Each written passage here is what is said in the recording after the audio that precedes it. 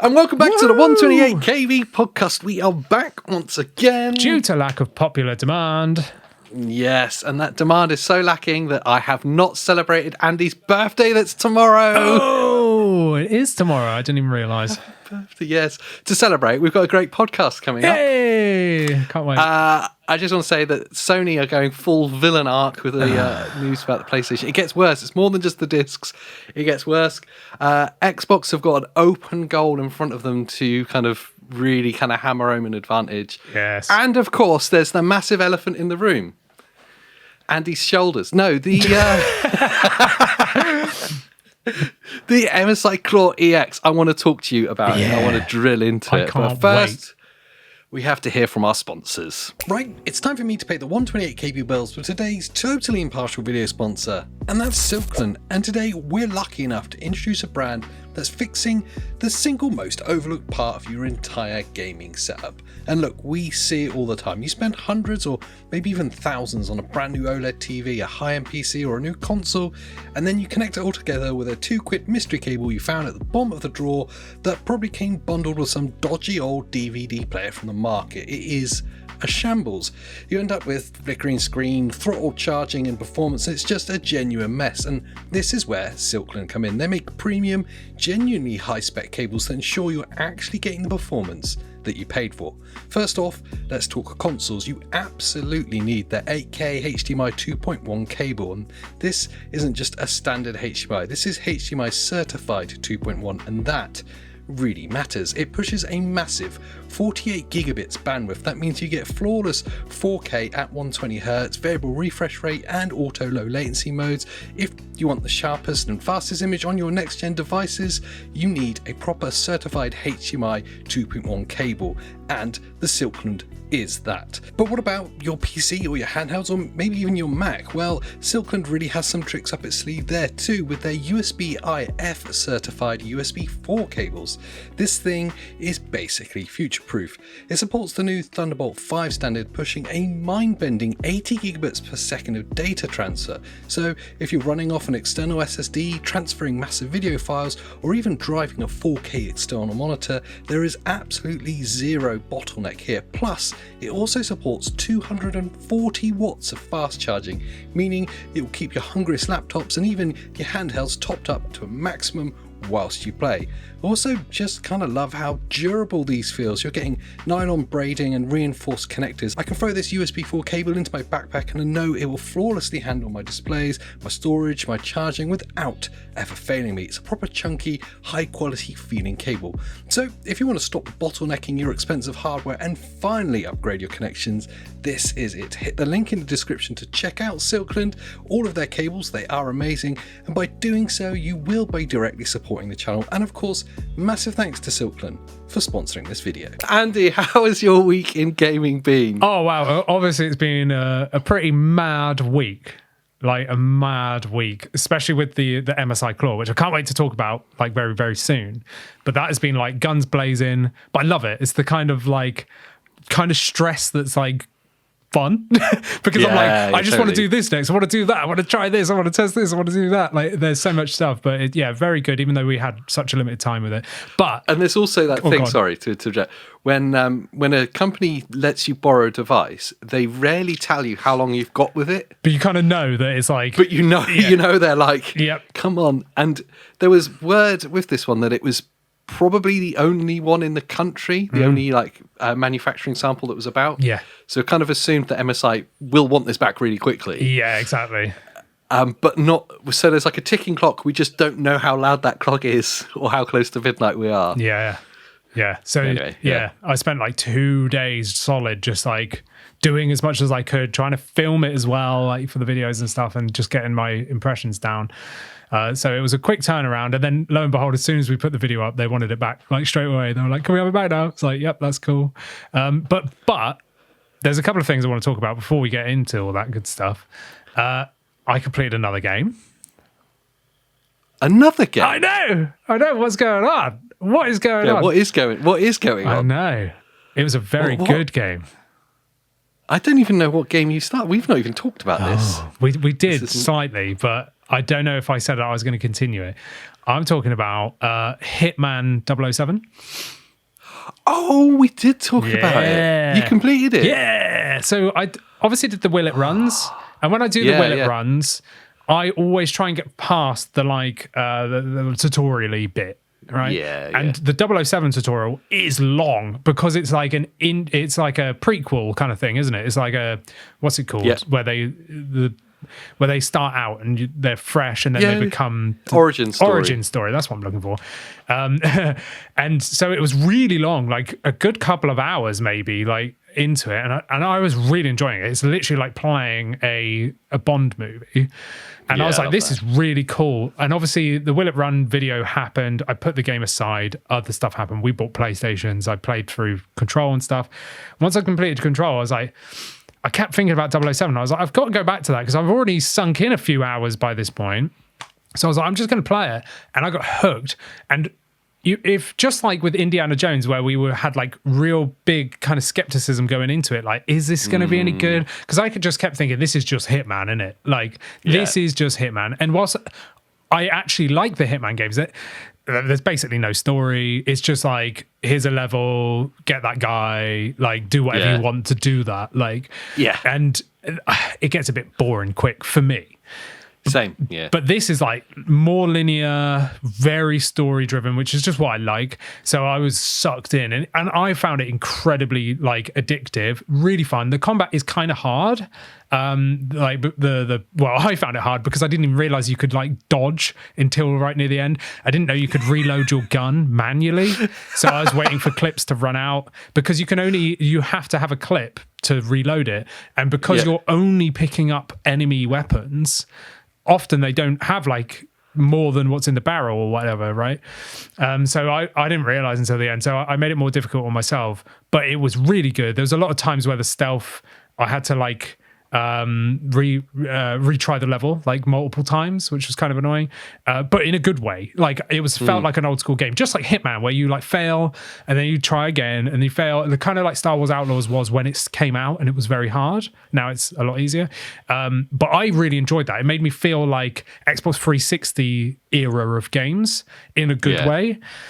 So I really enjoyed playing through that, and I completed it, and I was a little bit gutted when it ended. I was like, no, I want more. So I recommend it for sure. Yeah, it's I definitely want to jump into it at some point. I don't know why I haven't, to be honest. You would really like it. It like we said when it came out, it gives me, for some weird reason, it gives me Indiana Jones vibes. Yes. Yeah. Maybe it's because it's a movie tie-in that actually looks like it's quite good, but I enjoyed that experience so much. I really like boiled down, linear, just follow a story, and it's kind of like playing a movie, but it's more interactive than that. That's exactly what this is.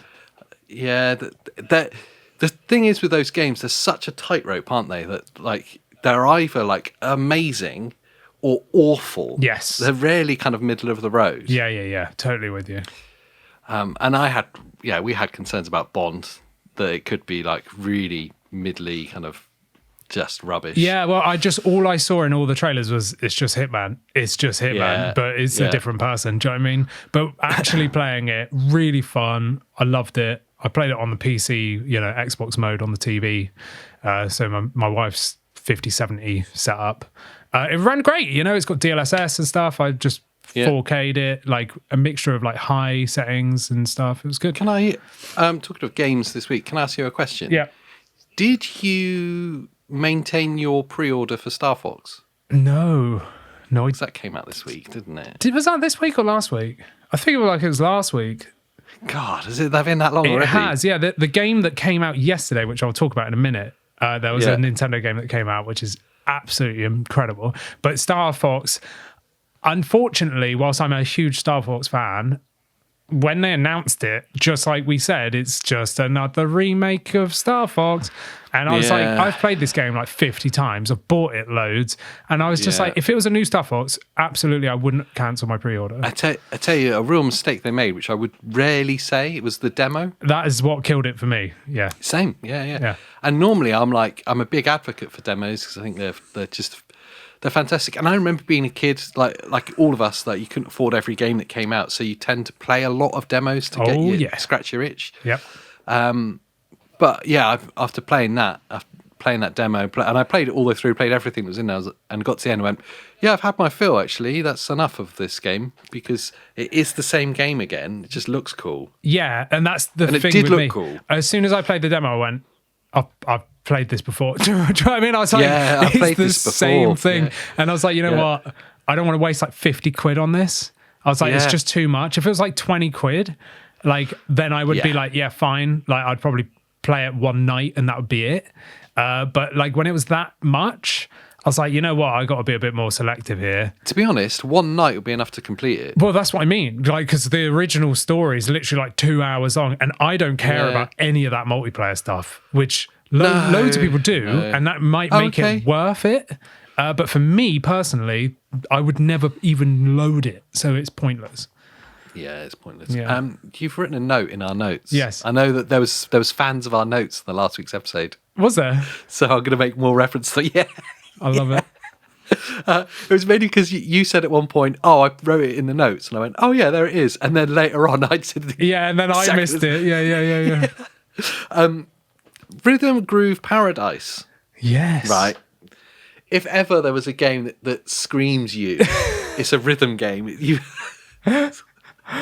I love them. They're so good. I can't get on with them. Oh man, this one is so good. This one. So when we watched that Nintendo Direct where I think they started the Direct with this game, and it went on for ages, and we were both a bit like, oh, yeah, whatever. And I let it fly over my head, even though it is totally up my street. And it was my wife that went, hang on, that's Rhythm Groove. And I was like, yeah, what? Like, just forgetting. She was like, we had this on like the DS or 3DS or whatever it was, because this is like the next one. And I was like, oh my, we actually I've got it on the shelf behind me somewhere, and we loved playing that on the DS or 3DS, whichever it was. And I was like, oh, okay, fine. And then it came out yesterday. So the day before yesterday, I saw there was a demo available, but I didn't get it.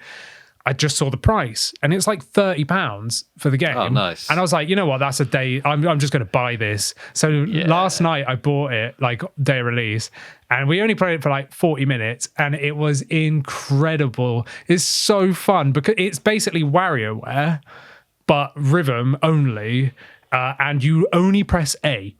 That's it. Like, okay, nice. You could press 2 buttons depending on what like tier game you're on, so it gets harder and harder progressively, but it is so funny. Like, it's so fun. It's very hard, like once you get to the higher levels, because you have to, there's just a mini game. So off the top of my head, I'm thinking of the first one we played, which was plucking hairs off an onion.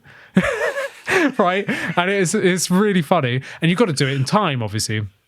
But then you have to do like 15 rounds to complete it.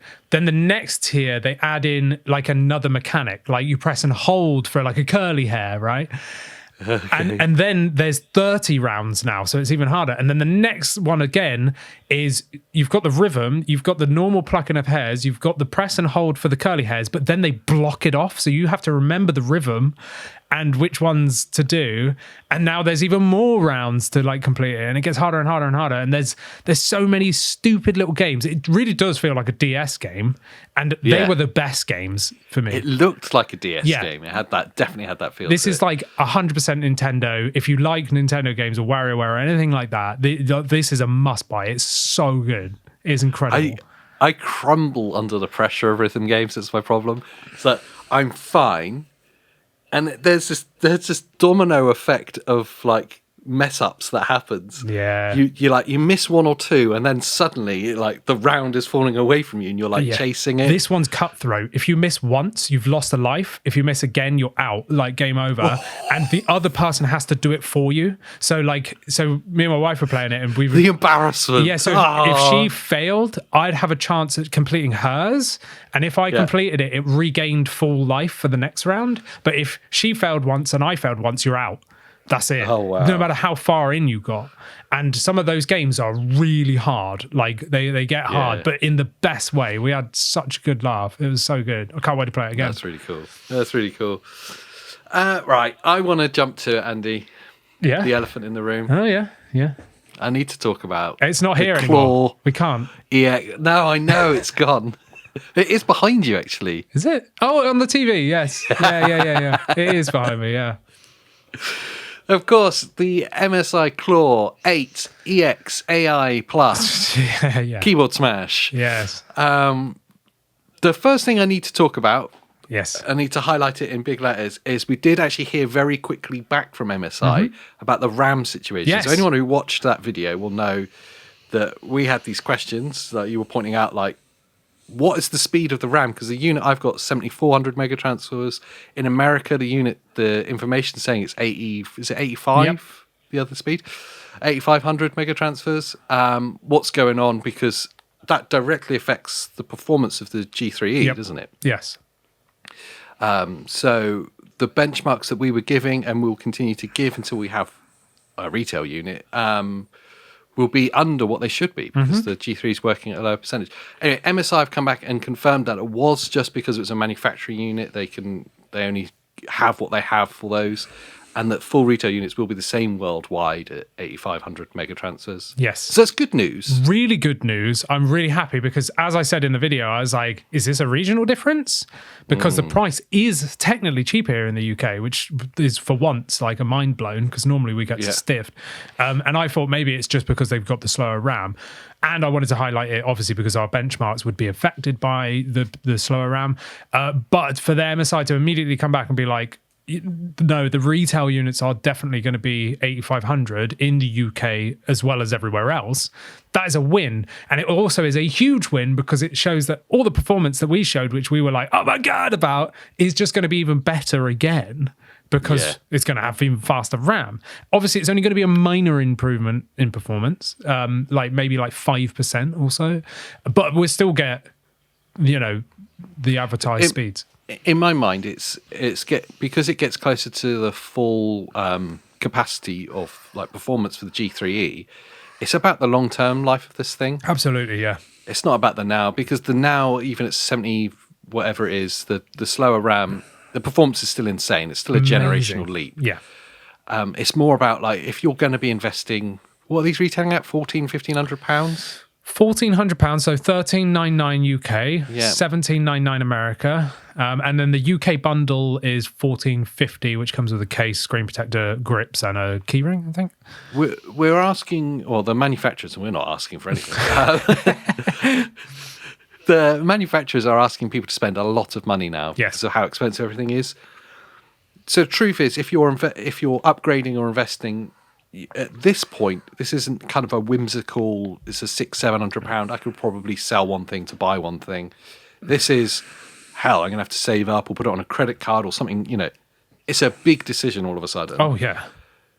And it's a lot less likely that after the people do this that they're going to do next year. Yes. If they're doing this year, I doubt people are going to be buying next year unless you're a proper insane person like Andy.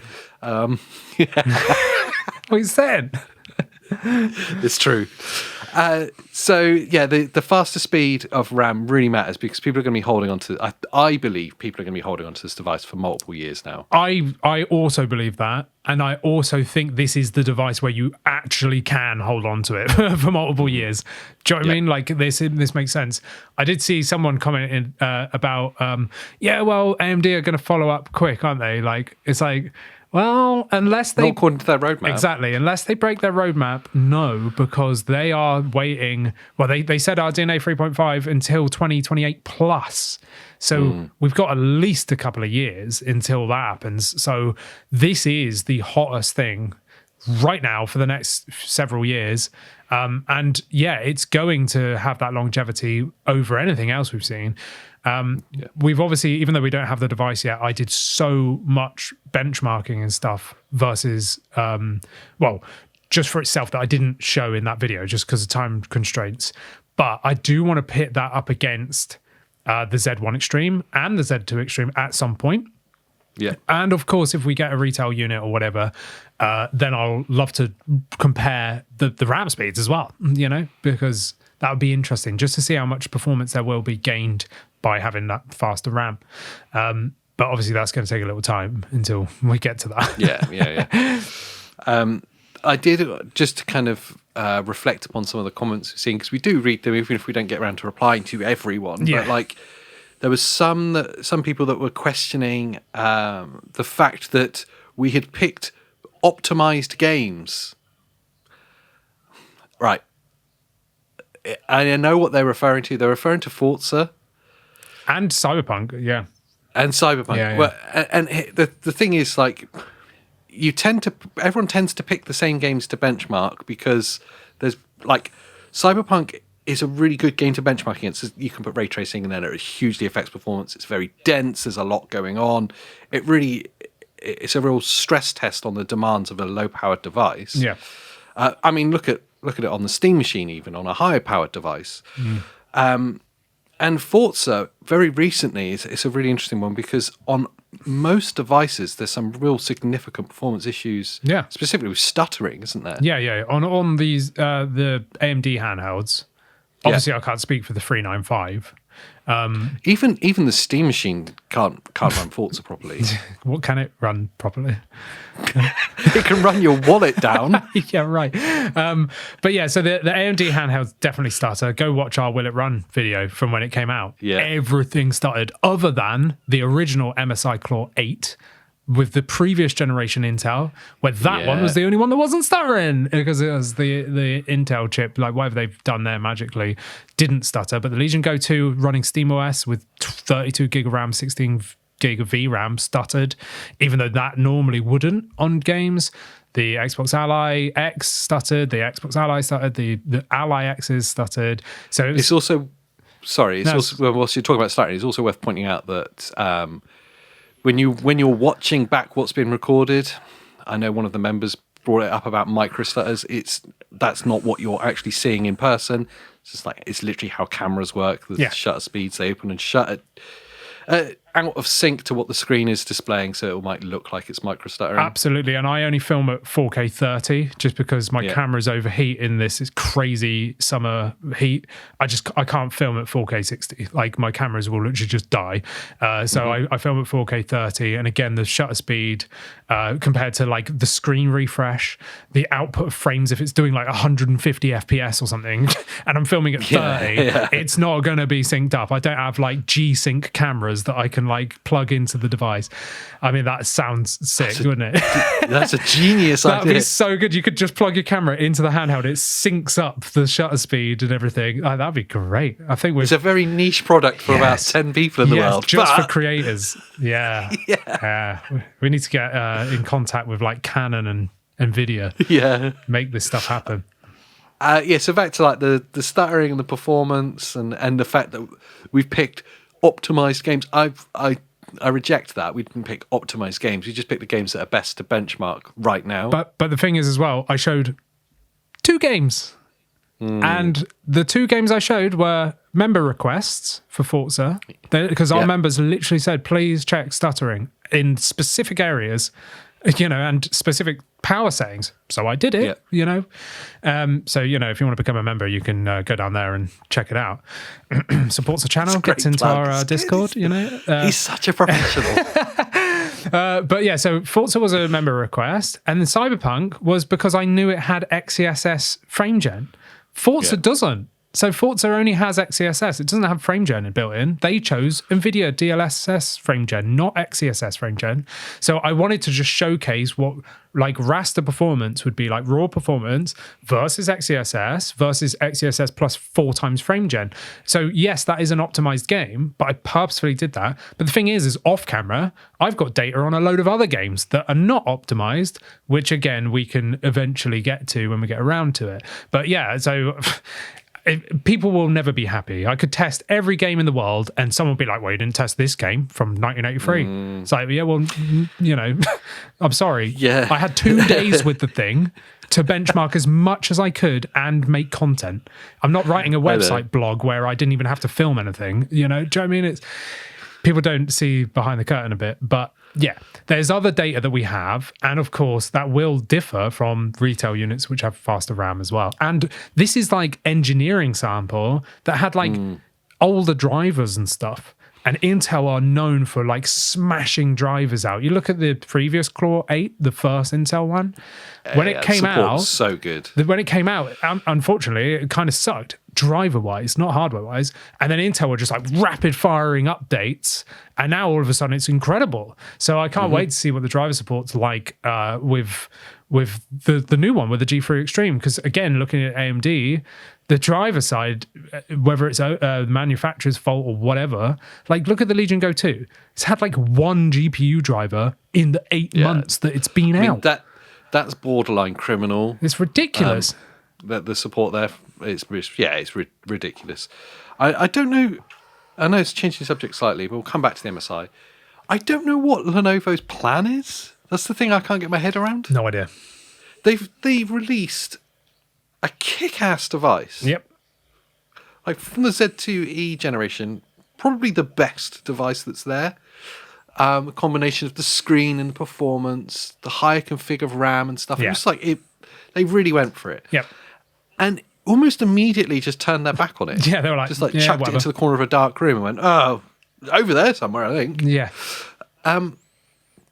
If it was, I'd be more concerned if it was their only handheld. Yes. Like if it was their first and only, I'd be like, oh, I think they're going to drop this. Yes. But obviously it's not. No. I mean, there's all different variants. They've got so many of them. I don't know what it is what their intentions are with the Go 2. I have no idea. And what the hell's going on with SteamOS? Because that was meant to drop in June. It's now July. Yeah. You know, I know we are late on this, and it's not officially supported yet, even though it's getting close. I know Valve are working on the Steam machine, so they don't really care about someone else's device right now. And it's at a point where it's usable. I use SteamOS on it as my go-to operating system on the Go-to. Go-to on the Go-to. But it's not fully supported. You can't change the brightness without mods. Do you know what I mean? Like the volume is like super low. HDR is still broken. You can't configure all the buttons on the thing. Like they don't even show up yet. Like, so I feel like we're well off actual like official 100% support for SteamOS on the Legion Go 2, and Lenovo have just not said anything. You're seeing like SteamOS editions like popping up. It's like, what the hell version of SteamOS is that on then? Because like the public SteamOS, I'm on 3.9, like the newest, like hottest betaed ones that is like the most unstable version, and where everything new should be at. And that's not supported with most stuff. So I don't see how they're going to even release a SteamOS edition like anytime soon. I have no idea what they're doing. And we'll get to a point where we're July now, August, September. That was announced in September, wasn't it? Last year, the Go 2. Well, it was announced in January last year. I mean, sorry, pre-orders was September, wasn't it? Yeah. So it's been 8 months since it's come out. It's been about a year and a half, 18 months since they announced the thing. The problem with this is like when they do finally launch the SteamOS version of that, who's buying it? I don't know, especially with the price hikes they've been doing. Like it's just not. I forgot about that. It's just not even worth it at this point. Yeah, it's mad. If you've got one though, then hold on to it for dear life because you picked up a bargain. It's incredible. Like I bought one, literally. Paid for one, and I love it. Like, but it's a hard recommend. It's still my go-to, mainly because of the screen. But it's just a hard recommend. It really is a hard recommend. Like, I'd love to be able to get hold of Lenovo and just be like, "What are your plans? What are you doing? So you made something amazing and then just left it." Yeah. And there's people that really love it, that really want your support with it, that invested into you. If they would release new drivers every 2 months or something, and it was a real big push for support, I'd be like totally different change of tact here. And if they hadn't like more than doubled the price point, but even then, if they threw loads of support at it and kept promoting SteamOS, like it's coming, like this is going to be supported, that's going to be supported, this is when it's coming out, whatever, I would be more enthusiastic about it. But like you said, I think they've just ditched it. They just pushed it out into the wild and ditched it. And again, if they let AMD deal with the drivers, which is what they initially said was going to happen, we'd be in a different situation. But no, they lied. They came back and then went, no, we're dealing with the drivers now, which means you ain't getting any. So it's like, oh, wicked. Like, thanks, guys. Like, I just don't get it. Yeah, I don't understand it. But anyway, back to MSI, who seemingly do get it. Performance of this thing, the Claw EX we're talking about, is... Can I be hyperbolic? Yeah. Can I just say it's generational? Yeah, I really feel like this is the next generational leap, which I wasn't anticipating so soon. You know, like you look at Steam, like Valve going, we're going to wait for a generational leap for the Steam Deck 2. I mean, it's here. They could slap one of these in it and it would be like miles better than the original Steam Deck, you know? I'm glad you brought up the Steam Deck, because on a wider thing, I think some of the other manufacturers that are tied to AMD, although not publicly, they don't say outright we're exclusive to AMD. I think Valve are tied to AMD. Yes. I think ASUS are tied to AMD. Yes. Lenovo seemingly as well. Seems that way. If they ever do another Legion Go. I think if these companies are tied to AMD, then potentially there's an issue for them coming up. Totally. Because it seems like AMD is sitting on their hands now. It's just weird, isn't it? Like, because I love the fact that MSI have both. They've got the A8 because everyone complained. Like they said, well, you're only doing Intel. So they were like, all right, let's give you a Z2 Extreme. And they did the A8. And I love that it's so obviously different. Like you look at the thing and there's no way you can confuse that with the 8 AI Plus or the 7 or the EX. Or with any other handheld on the market, yeah, that's to be honest. Yeah, they made it very obviously different, which I think is the issue with some other manufacturers. Like, no, we're going to stay with AMD just so it's really obvious, like, you know, what it's doing. But MSI were like, whatever, just have both. Like, you know, take your pick, which is what it should be, I feel like. Yeah. Like, you could make, like, Asus could come out with an Intel version, just make it totally different, like its own line, you know, like, so it's not just a chip swap. I think, just spitballing here, like, if Asus keep the Xbox partnership coming up, that's the AMD variant. There you go. Is the Xbox Ally, and then the Intel Ally is something completely different. Yes. And they can coexist. And I think you're right. They're worrying about making it easy for people to understand generation to generation what device is happening. Oh, this is the Z2E. This is the new version. This is the Z3 version. In truth, the majority of this marketplace is dominated by enthusiasts still. It's still a very niche market. People know what they want and they understand the differences. For those that don't understand the differences, what's the character you always use? Little Billy. Little Billy's mum. That's where the Xbox Ally exists. I was just about to say that. Yes. And it exists. I mean, even yesterday I sent you a link that it's on Amazon right now for £350 UK. Insane value. It's like, that's incredible. That is for the people that aren't enthusiasts, that just want they just want an easy handheld experience right there. And they're going to love it for 350 quid. You haven't just dropped £2,000 on this. 350 quid. And you're going to get a brilliant companion device or a first handheld, which with compromises is going to give you a great experience. Like it really is good value. You cannot argue that. So I'm totally with you. And the other thing is because this is so niche and most people are enthusiasts, most people are PC gamers. Yeah. What's PC dominated by?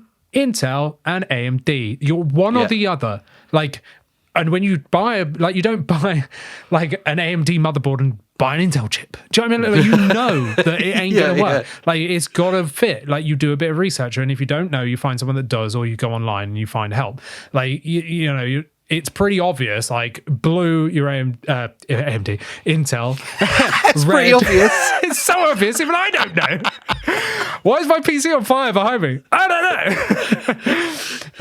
The processor wouldn't fit in the socket, so I just kind of like tied it down, put a shoe on it. Yeah, that's it. Yeah. I was just in a vice right now. Like that's AJ's PC building shop. It's just on fire.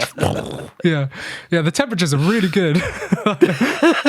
But you know what I'm saying? Like, so I feel like everyone could have one of each, like MSI, where they've gone, you know, whether or not they stick with that, I don't know. Like, maybe, I don't know how it's sold, the A8.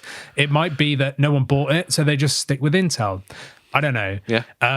But the one thing I like comparing it against like the Steam Deck or anything else, and saying it's generationally leapt forward, because I was most impressed not with the high performance gains, but the low power state here.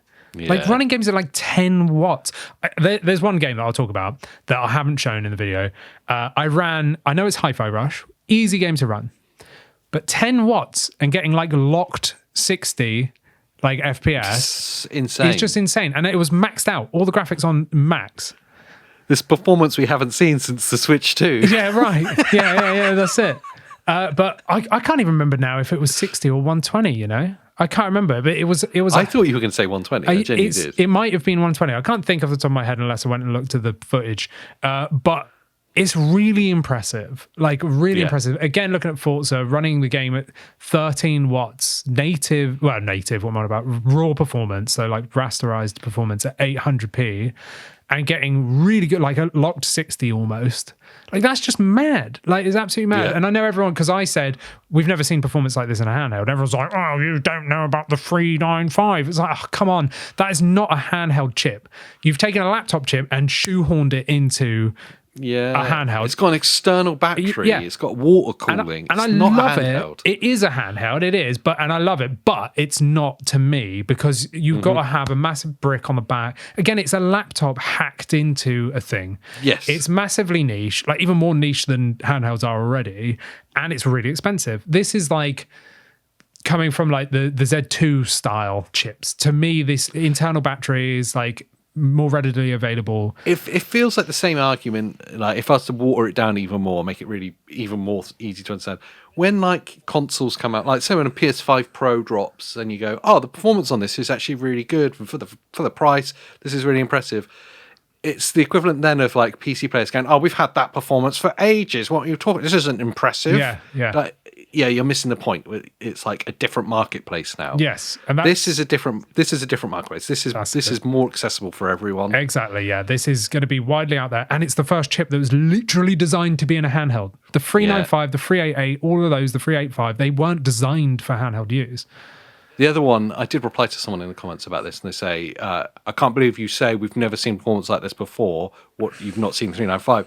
And I replied saying, well, we never have, because that's true. Yeah, we've not companies like WinGDP will never send us and have never sent us a device. No. And there's only so many devices we can buy ourselves. Yes. I mean, if you want to be our rich benefactor, we'll buy them all. I want a sugar daddy.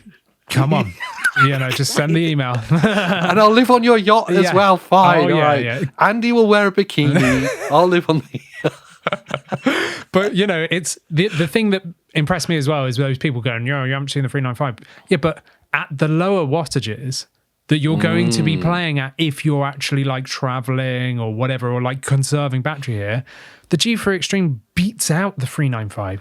The 395 is hella impressive. I would love to try one, but it excels from like 30 to 80 watts.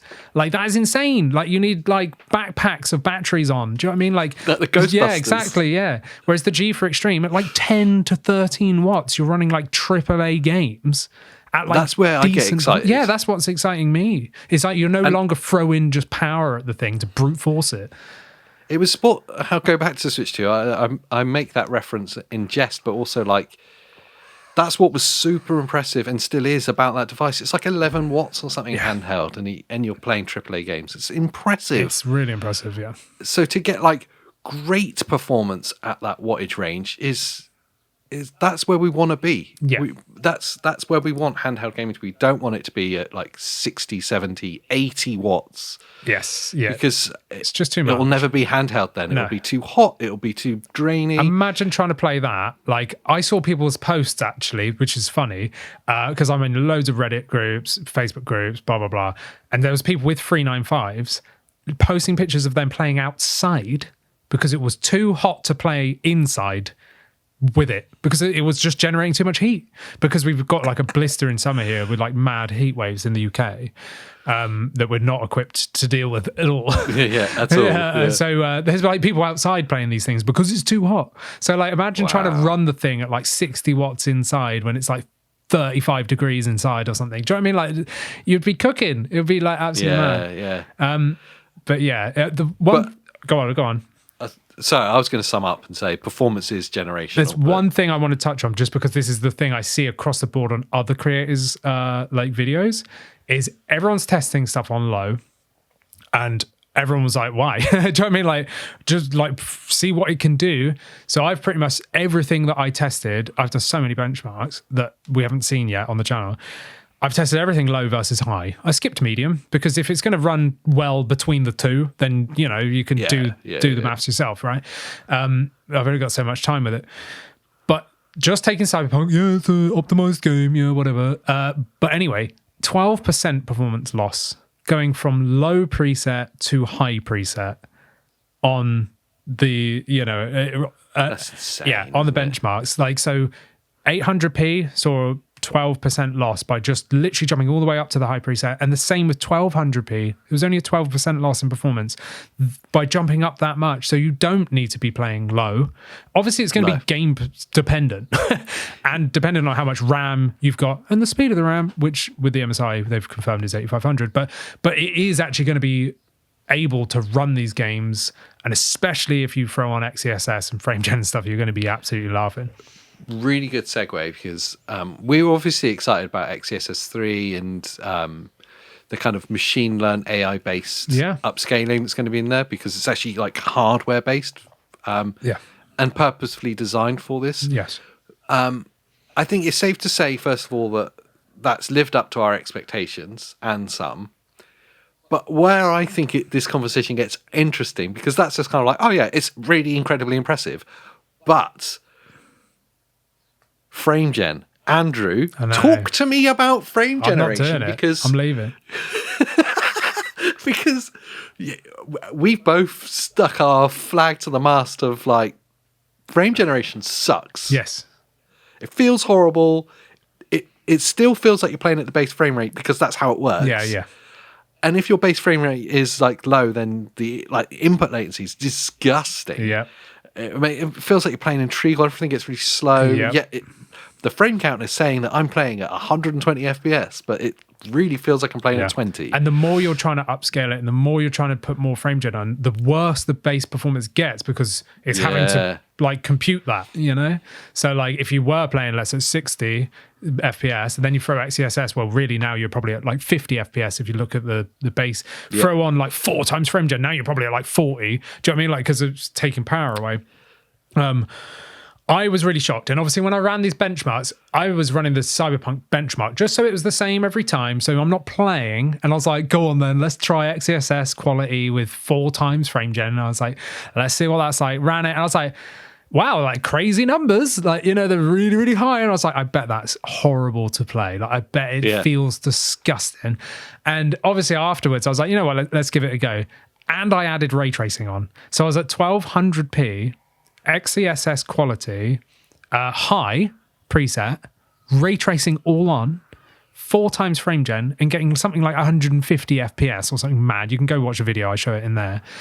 And I was like, let's just play it for a bit.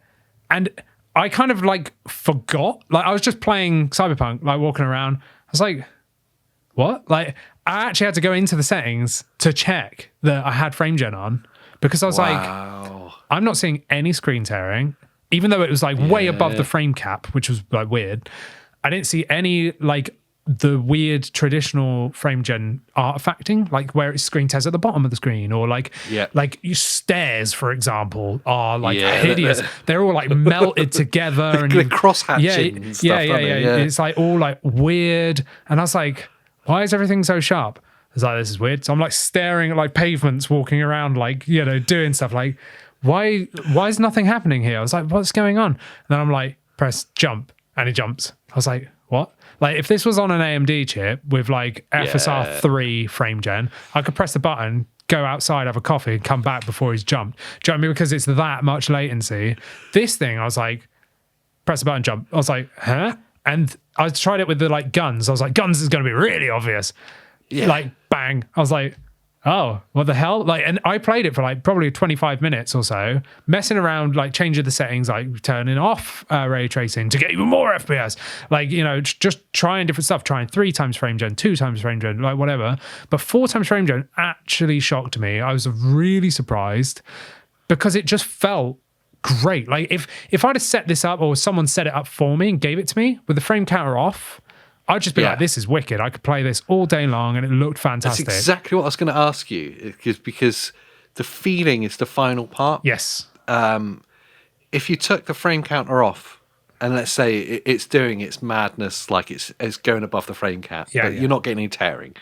This is hypothetical now. Yeah. But like in those situations where you were playing it, how did it feel? Did it still feel like you're playing at a base frame rate that was a lot lower? It was nuts. I didn't feel like frame gen was on at all.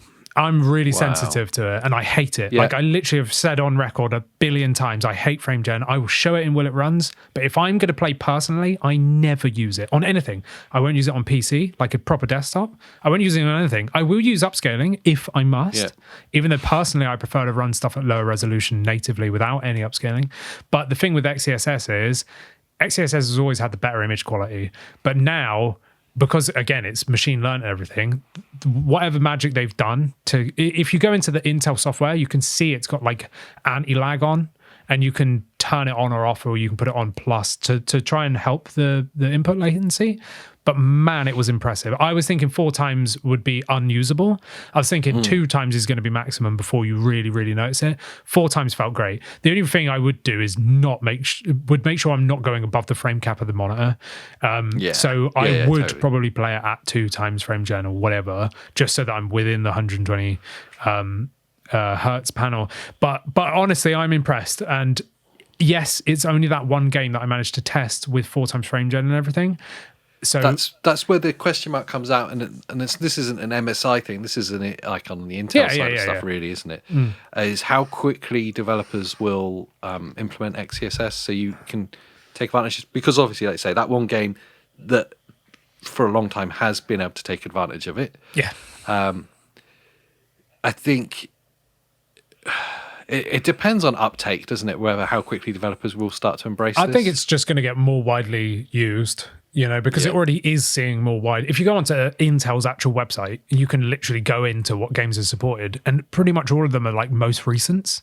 So like, if I don't think you can do it, but if you could organize it in terms of like release date, like pretty much the bulk of them would be like recent, which is really cool. Again, it would have been nice to see Forza with frame gen, like, because it doesn't have it, but it does have XeSS. And that's the thing, if the game supports XeSS at all, you force on XeSS 3 in the driver side, which is really easy. I show it in the video, right? So you just literally open it up and it will do it. It's kind of like the FSR4 override or DLSS override. Like you go into the app and then it will just convert it to whatever it is. And that's how you change the frame gen amount if the game doesn't support it natively. But yeah, I'm really shocked. I can't wait to try more of it. And we went into this, I don't know if I said on camera or not, but we went into this wanting to... I wanted me to be wrong about frame gen. Do you know what I mean? I wanted to be like proven that it can be good. And for these low powered like devices, with as good as this is, this will keep the longevity going because it's so good raw performance. Once newer games start supporting this device is just going to go on, for longer. So I am impressed. So more stuff coming from MSI. If I think they are going to lend us another device when retail ones land, so we'll be able to continue to make content for it. I know there's been a few people in our channel members in the Discord asking, like, are you going to be getting hands on one so you can keep making content like you have with the other devices? Fingers crossed it's happening, because it'd be cool to continue to support this. Yes, but a bit of an announcement. An official 128 KB announcement. I should be my fellow handheld nerds. There is something else that's coming. Oh yeah, this is the announcement to the 128 KB house. Oh yeah, what's coming, Andy? I don't know. What is coming? What is it? You know what's coming. Oh, what the OXP? The OXP3. I want to call it the OAP. Please call it because it's got a big screen, so it's for like OAPs only. Yes, so there is a 1X Player 3 has been ordered. Yep. No favours done. We just like everyone else in the Indiegogo. Just pledged it on the Indiegogo because of the Legion Go 2 screen. it's got the Legion Go 2 OLED. It's got I went for the fast RAM, so I did the 32 gig, 1 terabyte. There are 24 gig versions, 512, 512, 1 terabyte and 2 terabyte models, I think. That's right. Yeah. And they've got the slower RAM, which is really intriguing. So anyone that's interested in the slower RAM speeds, go check out our MSI Claw video, because that's actually running at the slower speeds. So it would be really interesting if you want to see what the speeds are like at the slower RAM, because that MSI that we had was running that slower RAM, the engineering sample. But anyway, so I bought the 32 gig 1 terabyte, but I also bought the little connector piece for the controllers that's got the mouse pad on it, which stupidly you have to use a USB dongle to use it. Whatever. But I also ordered the 1 terabyte mini SSD. The mini SSD thing's cool. It was really cool. And the main reason I wanted to do it is so that I could have Windows and SteamOS separated. So, because dual boot sucks. I hate dual booting. It's just issues after issues. I hate it. Whereas having 2 separate drives, so I'll have the 2280 in the device and a mini SSD plugged in the bottom. I can have one as full SteamOS, one as full Windows. They're not going to clash. They're not going to delete each other. Play nice. They're going to just be there, and I can choose in the BIOS which one I want to boot into. It's going to be brilliant for content. So we've ordered one. That's exciting. I'm really excited to see it. I'm hyped. I'm excited to see that G3E Performance with that screen. It's going to be really exciting. And the thing, to walk you guys through the thinking of what it is, this isn't really kind of sharing allegiance to anyone. It's more, we're pretty sure that MSI are going to let us borrow their new Claw that's coming. We've got a relationship with Asus as well. We'll probably be able to borrow theirs for doing testing on as well. And so we just want to have like as many bases covered as possible. 1X player don't have enough units to be lending out to people. So yeah, we'll have everything covered so we can keep making content on all the devices. But also, I am shiny thing excited to see that screen. Yeah. That's the tech magpies that we are. Is the way I was like, Legion Go screen with a G3E Frame, best of both worlds. Yes, please. Yeah, I think that's the one. And madly, 1X player have. I know we've talked about it before, but they've just seemed to be able to undercut the market with this device. It's insane. I know it's early bird pricing, so if anyone wants to get in on it like pretty soon, get in on it, because after the early bird pricing ends, then it's going to go up. But yeah, right now, it's the best priced G3 Extreme, and it's the best spec because of the screen. Yeah.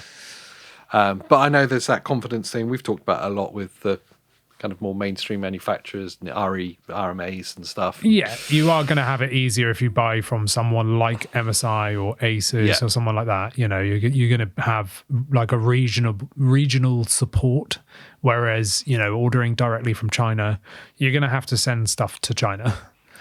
Yeah.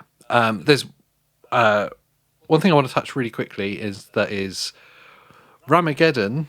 There's a fight back. Yes. Happening.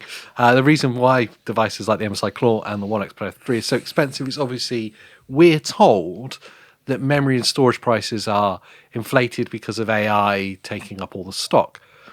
Well, there's a class action lawsuit being put together against the 3 RAM manufacturers, and the claim is against them, at least, that they have been coordinating their price rises, and artificially holding back stock to create demand. Doesn't surprise me.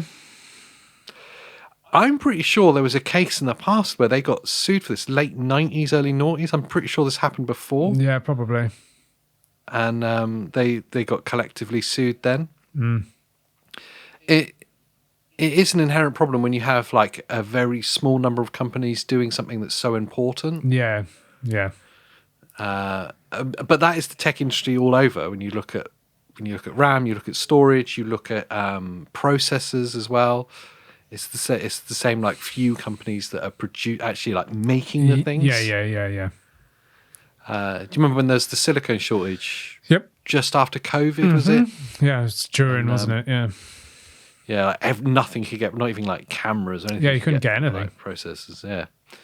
But anyway, it seems like the claim is against these guys that they've been artificially withholding stock to create a higher demand. Basically, they're all thieving bastards, is what it is. They're all greedy. Yeah. They don't give a crap other than their wallets, and that's all they want.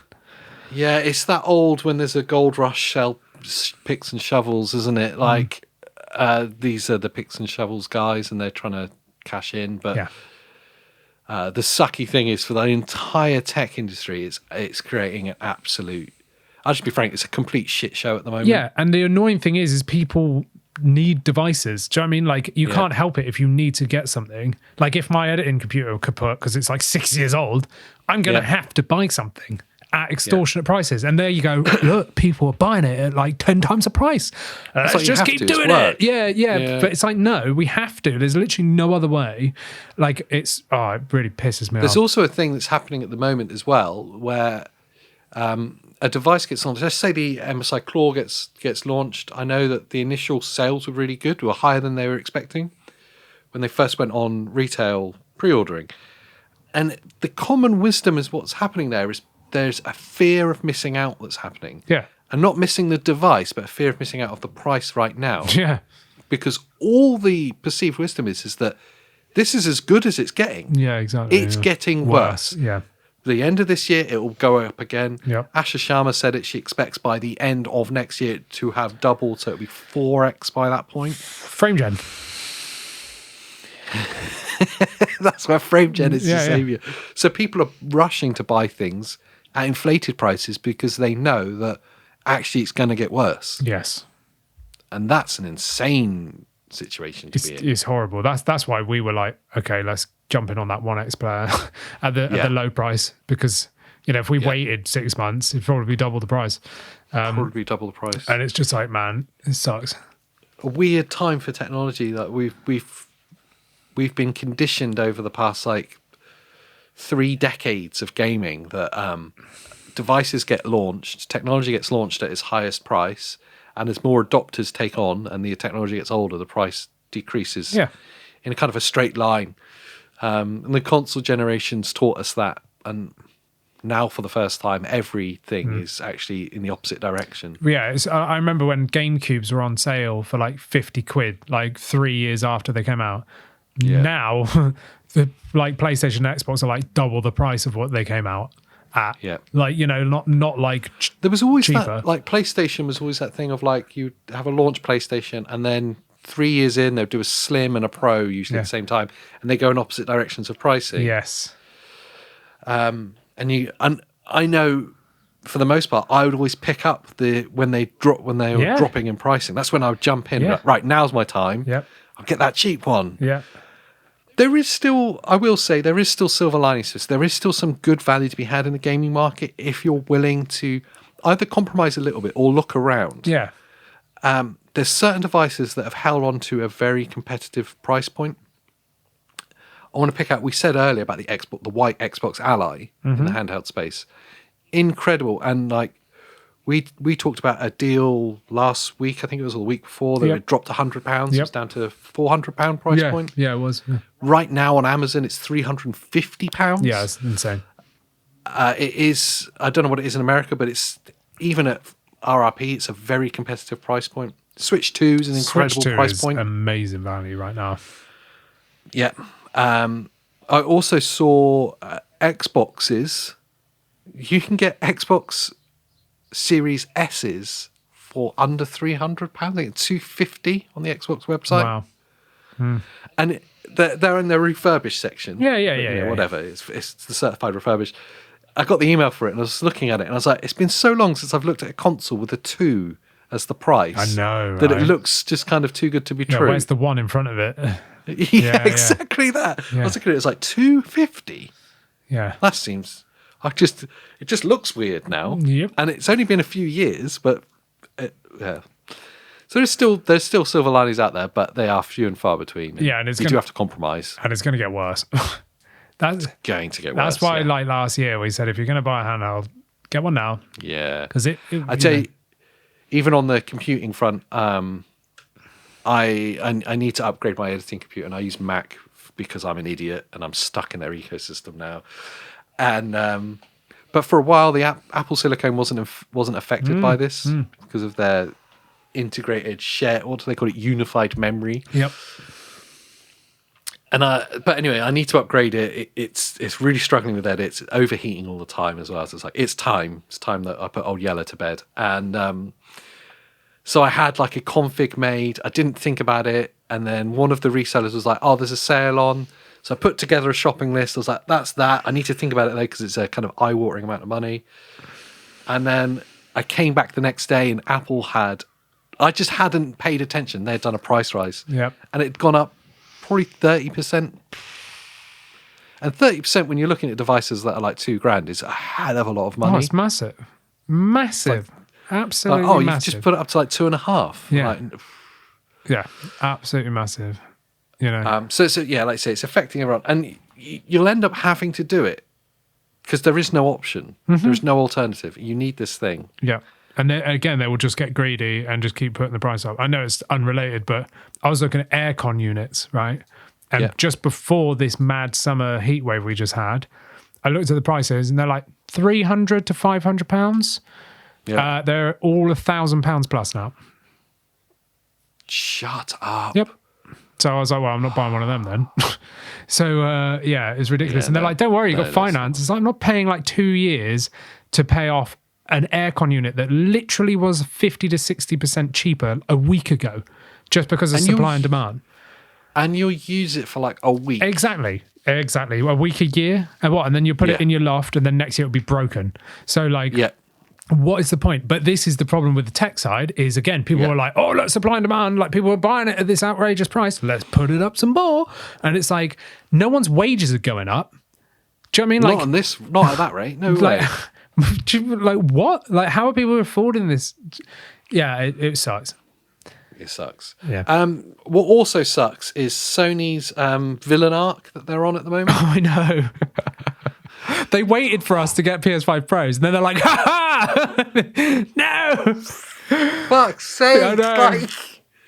I want to like you. Yeah, stop doing. But you make it really hard to like you.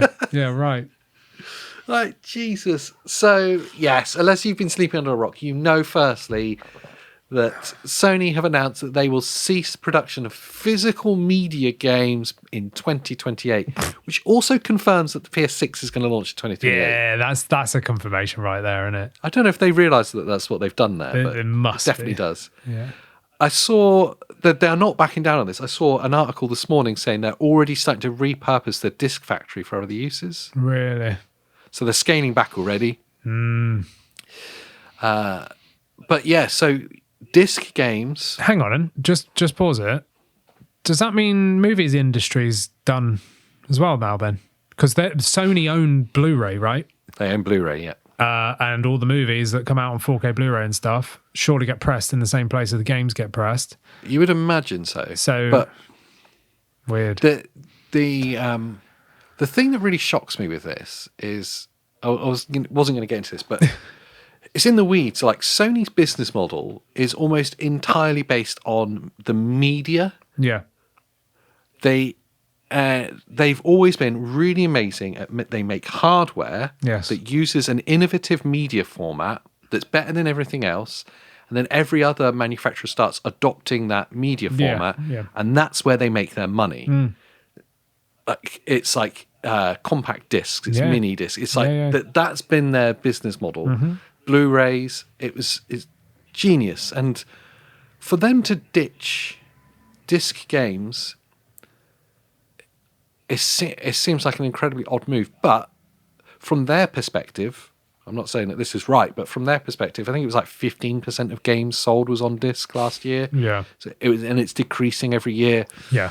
And I think if most of us are honest, we've probably bought more digital games than we realise on our consoles. Yeah.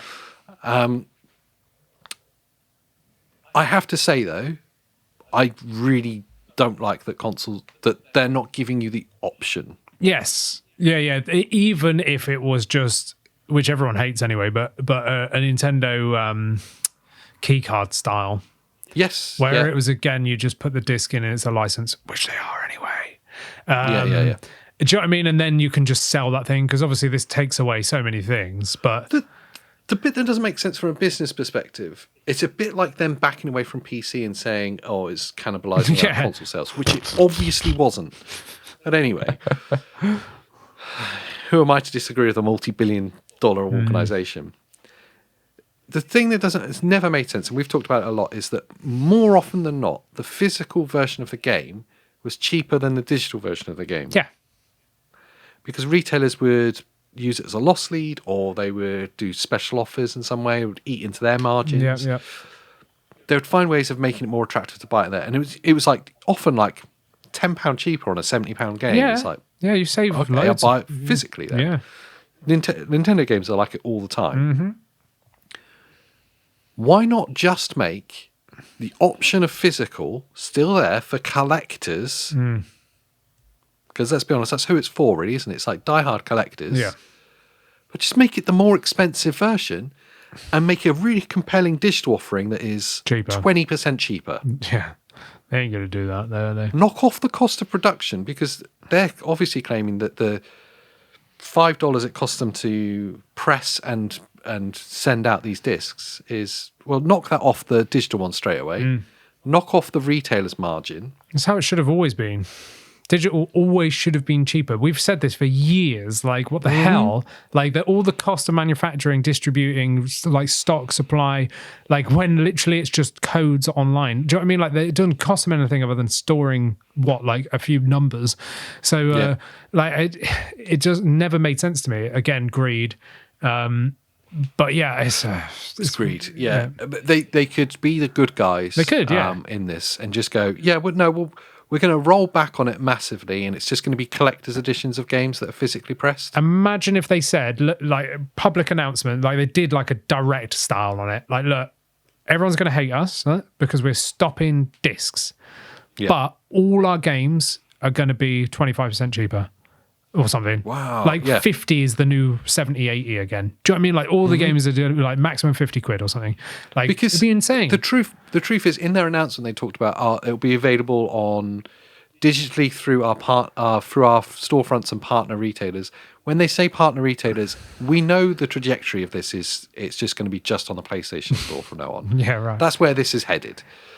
That, and you'll be able to buy vouchers from like Shop 2 and Loaded or wherever you buy Sony vouchers from. I'm thinking they go GTA route here, so it's going to be code in a box. Like they'll still press the boxes just with a bit of paper with a graphic on it, and then inside, I owe you one game. Inside. No, inside it's got a scratch and sniff bit on it that reveals a code, and then that's it. So because I don't think they're going to like single-handedly like kill like bricks and mortar stores by just offering gift cards. Like, who's going to walk into a store with just like one gift? It would have to be like a phone booth. Do you know what I mean? Like, I saw a great AI. Like, I hate AI. We all hate AI, but there was a funny AI image you did the rounds of like gaming when I was a kid, and it was a picture of a child unwrapping like a PlayStation 1 game, like. Yeah. And it's like gaming in 2026, and it's a kid unwrapping a voucher. Yeah. Christmas. Nice. Yeah, I get it. Yeah. But yeah, so I don't know. I feel like they're going to keep some form of something, whether it's code in the box or what. Like, but equally, I hope that you can do that, because then it'll still be cheaper to buy it than it will from the PlayStation Network, by just going into a store and buying a code. To be fair, there's been way more deals on the PlayStation Store than I anticipated. It's actually a lot better than it used to be. I think in response to a lot of pushback that they were getting from gamers that they were monopolizing, but it is still a monopolized marketplace. It's nothing like PC. No. And it's still more expensive to buy from them than it is to just buy the disc. For certain. Yeah. And like PC's been all digital for a long time now, coming up to 20 years. Yeah.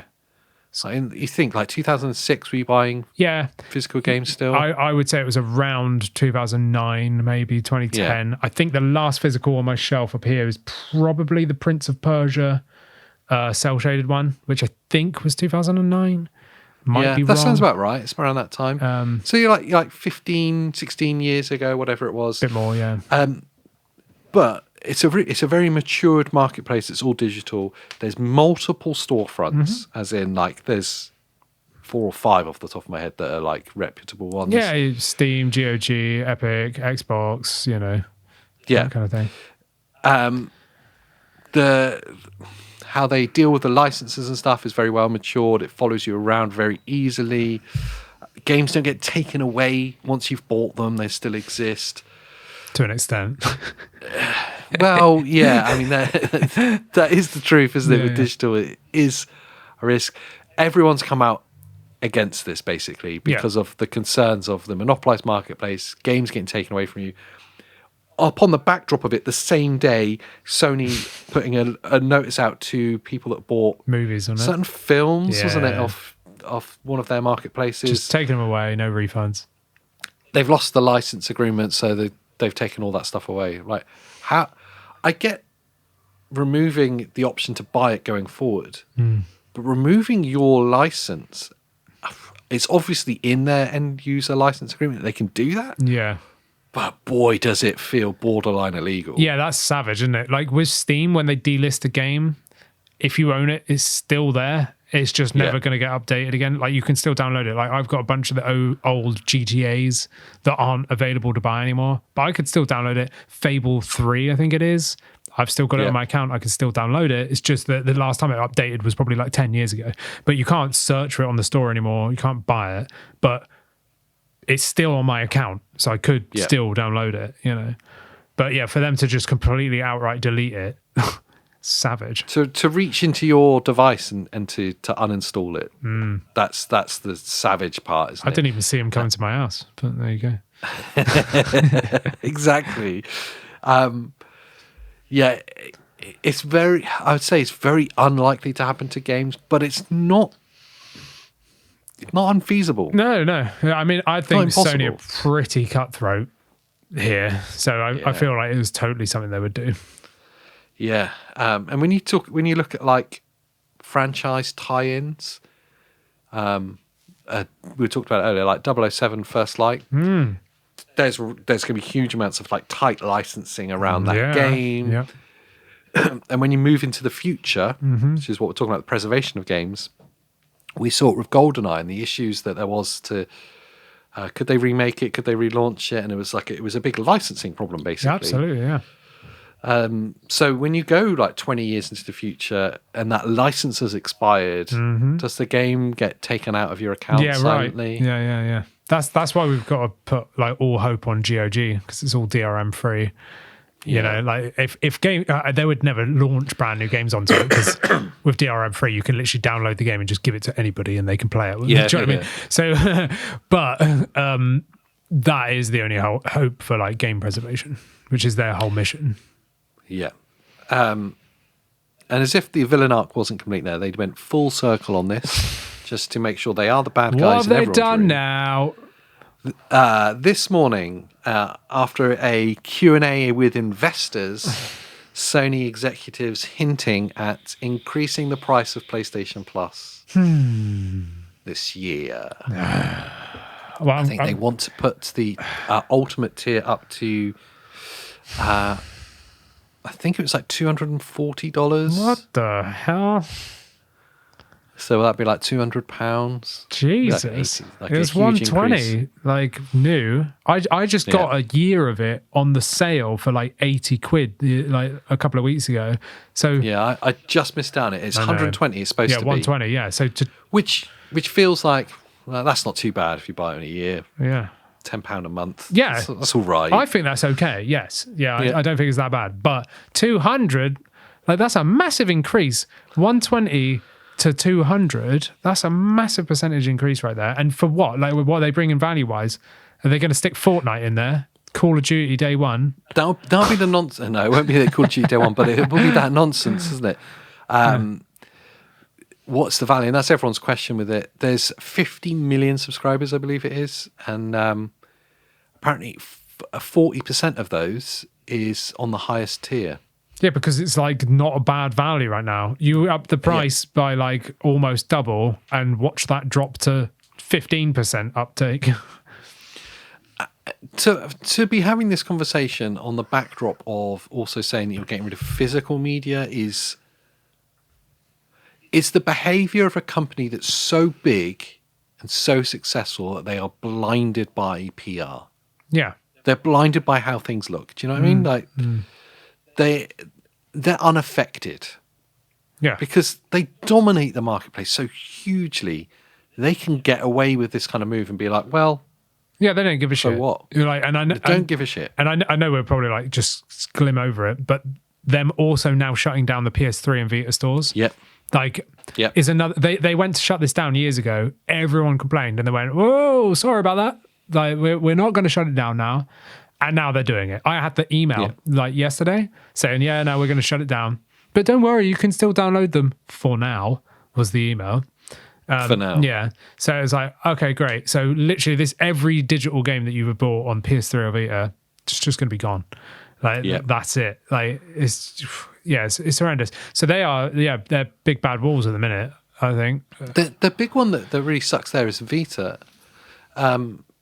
Because a lot of the PS3 games, not all of them, and I'm not discounting how shit this is, but like some of them will be available on PlayStation Plus. They'll be there. To play, and I don't know how much of account following happens from PlayStation to PlayStation. I know 4 to 5 it did happen. Yeah, I know any game I bought on PS4 is like it shows in my library. Yeah, I think they moved PS3 stuff over. I think I'll have to check. Everything I had PS3 was physical, so yeah, no, I had some digital. I didn't. But the Vita sucks. Like that really sucks because any games you've got, you're just gonna have to download as much as you can now and hope. Yeah. So because afterwards you can't download any of the games you've bought. Yes. Yeah. So you're going to need to do one of two things: either stump up for the insanely priced proprietary storage that the Vita takes, which was a big fail on Sony's part back in the day, or hack your PS Vita so they can accept micro SD cards. And then stick a freaking 2 terabyte in there or whatever, download them all, shift it onto your PC, back up, so that you've got backups. Because PS Vita games, the physicals, I've got a bunch somewhere on my shelf. I've got probably about 15. They are worth crap loads. Like they are so, because it is like they didn't sell much of it. The prices on some of those games are extortionate. I'm a heathen and I unwrapped all mine that I bought sealed because I wanted to play them. But you're not going to be able to go and hunt these games unless you've got real cash and you're a collector, because collectors want them. If you just want to play the games, do the hack or spend silly money on PS Vita storage, which you don't even know if you can convert that into a reader to back up on PC. I don't know. But yeah, it's crap, basically. It's really crap. It's the argument for emulation, isn't it? Yes. Yeah. I'll be honest. We don't cover a huge amount of emulators, mainly because, I'll be honest, I'm just really nervous of getting shut down. It's the shutdown and it's the ball ache of doing them. Like, do you know what I mean? It's like they're always a fiddly mess to like mess around with. There's so many things to cover, and like you have to pick your fights, don't you? But this clearly right there. Particularly the Vita store getting shut down is 100% an argument for emulation. Yeah, yeah. Why should you not be able to put your games on ROM your games? However you get that ROM up to fucking you. Yeah. You bought the game. Yeah. You should be able to play that wherever you want. Yes. Yeah. I'm not gonna rant. I ranted last week. Don't make me rant, Andy. So I'm going to finish this week on good news. Yeah, the G3E will run emulated Vita games really well. It 100% will. Yeah. It'd be a great emulator. No, the good news is, it kind of like in emulation, is interesting, is that the story around Xbox and the Project Positron, it was called. We talked about it a couple of months ago, and the story's come back up, and now there's more reports and more leaks on like how this is going to work. If you don't know what it is a system that Xbox are currently testing of turning your discs into digital games on your account. Yeah. And it sounds like it's going to be the perfectly simple system. Yes. Like how we fantasized it should be. And this is going to be obviously in reflection to, I imagine Helix won't have a disk drive. Definitely won't by default. No, it'll probably be an optional extra. Maybe an optional extra, yeah. And obviously the greatness that this is following off the back of Sony ceasing disc production and not offering any way of doing this. Yep. But if you have Xbox 360, Xbox One, Xbox Series games, the thing is that they are going to allow you to take your disc, put it into your Xbox just once. You only have to do this once. It will then register that game to your Xbox account, your Microsoft Game account. If that game is available for Xbox Play Anywhere, you'll be able to play it on any device where you can play Xbox Play Anywhere games. So your PC, your Ally, your other handhelds. If that game has any cloud services available, like cloud streaming, you'll be able to stream that game as well on any device. This is and of course, amazing. You'll be able to play that game on any device. You just download it from the digital store, and you don't have to pay extra for it. And you won't have to keep the disc in the device to do that. There we go. It's just a one-time license check. Oh, yeah.